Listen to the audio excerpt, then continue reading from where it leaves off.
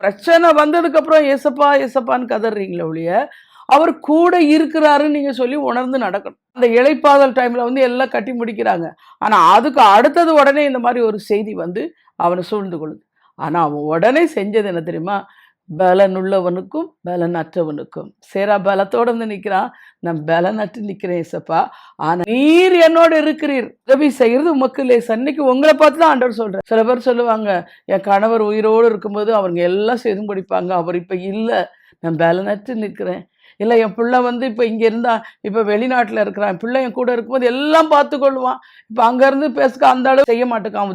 இப்படி ஒரு பலனற்று, இப்படி அநேக சூழ்நிலைகள் உங்கள் சூழ்நிலையிலெல்லாம் உங்களை பலனற்று போகும்படியாக பிசாசு கொண்டு வந்து பயமுறுத்துவான். அதெல்லாம் நீங்கள் நம்பாமல் சொல்லணும், என் கூட சேனைகளின் கர்த்தர் கூட இருக்கிறார். எந்த சூழ்நிலையும் அவர் பார்த்து கொள்ளுவார், எந்த போராட்டத்தையும் அவர் பார்த்து கொள்ளுவார்.